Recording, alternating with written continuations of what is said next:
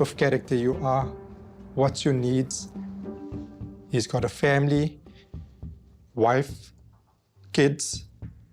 That's not enough money for him to enjoy life.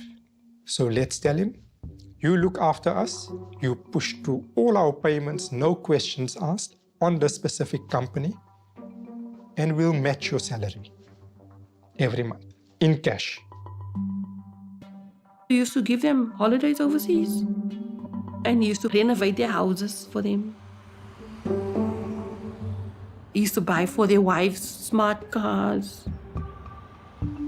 It's basically, how do we choke this person? If he's got something that we can use, how do we get it? Mo Dollars instructs Daoud to send a payment request only when a certain employee arrives in the office.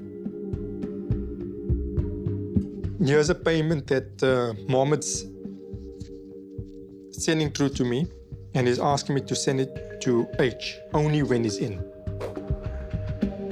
H refers to Hussein Shanara.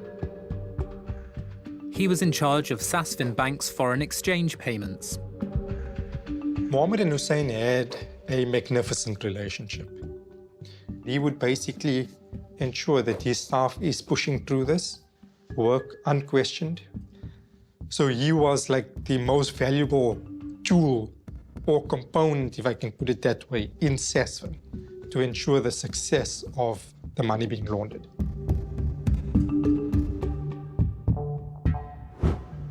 Hussein Shanara sends an email to his boss asking to hire a candidate. Hussein is nominating an individual that we will be able to control in the back office. Despite concerns about his lack of qualifications, the bank hires Shanara's candidate. Here's someone that we can easily rope in under our payroll, and we can ensure that we can utilize him for the services. A ledger of Mo Dollars' company expenses logs monthly payments of 20,000 Rand, roughly $1,600, to Hussein Shanara. He pays another Sasfin employee 40,000 Rand per month. Hussein was introduced to us by another individual by the name of Brandon Marshall. Brandon Marshall was the head of the new business, onboarding new customers. And there was one other individual that also became a massive headache in the beginning, Cheryl. Cheryl was the compliance manager. Eventually, all Cheryl wanted was a piece of the pie. Cheryl came onto the payroll. She was paid $800 a month.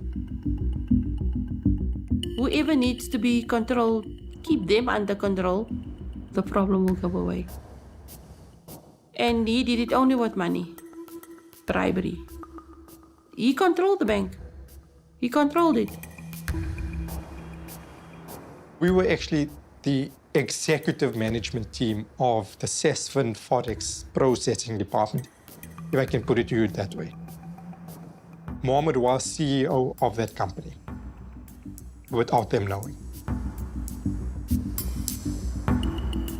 Mo Dollars' payment ledger records bribes to employees at other banks too. We had Videsh at Absa open up accounts knowing that the individuals are not present in the room. Videsh Siripat is a relationship executive for Absa Bank. He's paid a monthly sum of 10,000 Rand, $800. He would get the compliance people to sign it off, have another representative sign the document, and claim that all the necessary compliancy boxes were ticked. I can make a phone call for you now to individuals in Absa Bank that would put whatever you tell them to put on a letterhead for you, and they would stamp it. An employee at Standard, the largest bank in South Africa, also receives monthly payments of 10,000 Rand, or $800. Vivian Nike. He is a senior manager at the compliance division of Standard Bank South Africa. And he basically deals with all aspects of compliance within the bank on foreign transactions, and also is the key communicator to the South African Reserve Bank. Nike emails Mo Dollars using a pseudonym, Vic Grimes.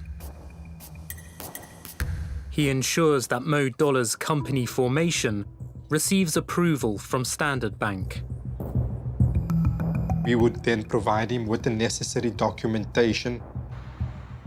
He would by himself set up and complete the application.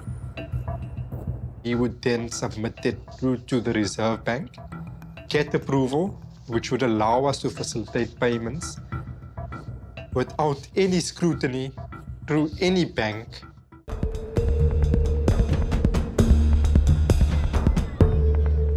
Let's talk about gold. And then number two, we talk about hotels. Why are we going to talk about hotels? It's simple. Ambassador Hubert Angel leads the diplomatic mafia. He calls himself a prophet. He says Mr. Stanley's dirty money can do more than buy gold. Gold is easy, but there is no way to cut a ribbon. And they didn't get that. Building a hotel would please President Mnangagwa. A politician wants to open something. Yes. So if you know, go up there and say, I've got a physical thing I want to do also. He wants a legacy. He wants a legacy. That's what I'm saying. I'm trying to say it without saying it. You're going to get more attention the moment you say, we want land for a hotel. The ambassador has a location in mind. The town of Victoria Falls is like what, maybe 30 meters long, the main street? Yeah. You think of that, and we have the seventh wonder of the world in there, and we've got visitors there. When you get to Victoria Falls, what you might need is land. And that land, the day we meet the president, is provided on the spot. He's sold land to foreign investors before. I did the deal for Royal Family of Sharjah. Yeah. They needed 30,000 hectares. And I got on the spot, and the president said, yeah, let them fly in right now. I already have land for them. Later, Doolan calls Miss Sin to discuss the undercover team's proposed meeting with President Mnangagwa. Right now, the president is completely busy, but it can be made to happen because his time is so valuable. You guys are going to have to pay a facilitation fee so that we can facilitate the meeting. It's the only way that it will work. The facilitation fee will be $200,000. Okay, Ricky, just so I am clear, it's like a donation, right? 200,000? Yes, exactly. It's a facilitation fee. Okay, and this will confirm the meeting? Correct. And this meeting is definitely with... It will be with the number one, the president.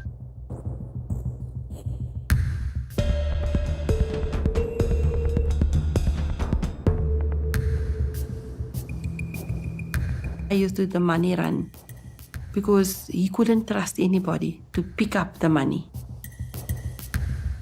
The money came from the cigarette guys.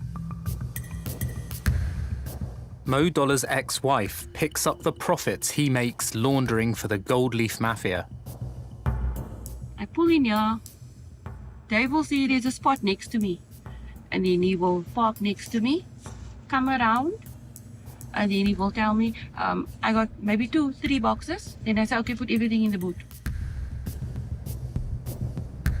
There's 2 or 3 boxes, then you know there's 1.2, 1.3 million coming in.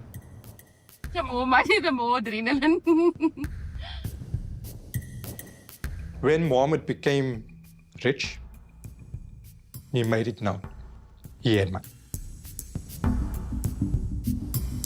When Gold Leaf Tobacco was on board, we started doing transactions from the early $100,000 upwards.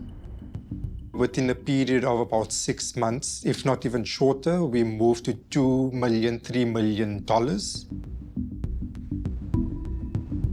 Mo Dollars hits the mother lode. The biggest stuff I did Right. was Gold Leaf. Mohammed wouldn't be who he is without Simon.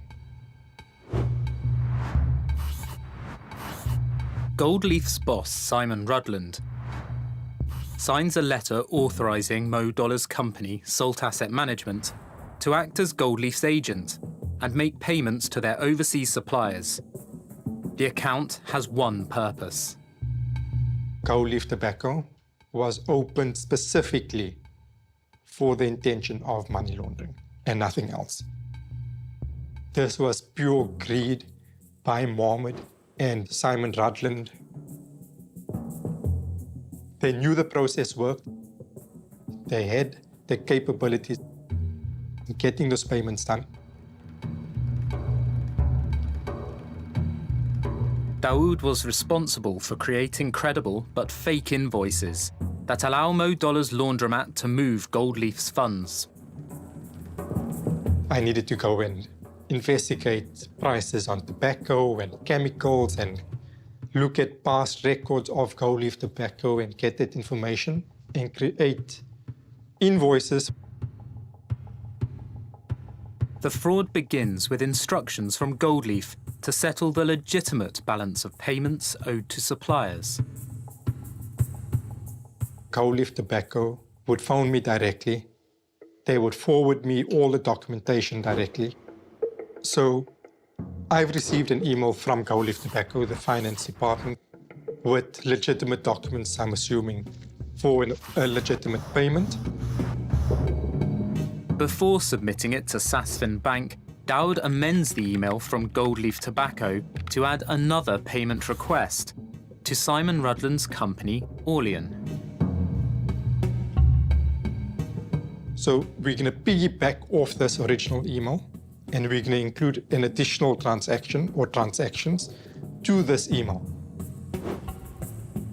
In this one email, a payment of almost $2 million is made to Orlean Global Trading. An attached invoice reveals that this is a partial payment to Orlean for $14 million of Zimbabwean tobacco. But no tobacco is imported. This Orlean 1 year is not legitimate. So this has been attached to the legitimate payment from GLT. Purely a disguise. Vantage Leaf, based in Mauritius, is another company used to launder Gold Leaf's funds. It invoices for over $12 million of Zimbabwean tobacco. So Vantage Leaf is one of the companies where we created the invoices. No goods, no services, purely just money laundering. Velmont Valley charges nearly $16 million for tobacco. Payment is made to a Swiss bank account. Gold Leaf Tobacco makes payments against a $9 million invoice from a company in the United States, Liberty Gold. 100% fake. And I can tell you that with 100% certainty because I done that logo. In his haste, Dawood misspells a word. That address belongs to, I think, a shop in the United States. And I was given like an hour to get things together. It's a fraudulent company. It's fraudulent transactions. While pushing through payments, Mo Dollars needs to cover his tracks. He pays Lulama Kene, an IT technician at Sasfin Bank, to wipe fraudulent transactions from the bank's digital system. Lulama was instructed that with this Swift code, you need to go onto the mainframe of Sasfin's banking system and remove that entire transaction and any information related to that transaction. The transfers are hidden from the South African Reserve Bank, which monitors banking fraud. The Reserve Bank is going to look at their ledger and say, okay, the bank sent us all of this. Reserve Bank is going to believe Sasfin's spreadsheet. While evidence of the bank transfers are wiped, the fraudulent transactions remain on the monthly statement. Daoud deletes them before he forwards the accounts to Gold Leaf Tobacco. We scrubbed the fraudulent transactions off the statement. And by scrubbing, we basically recreated the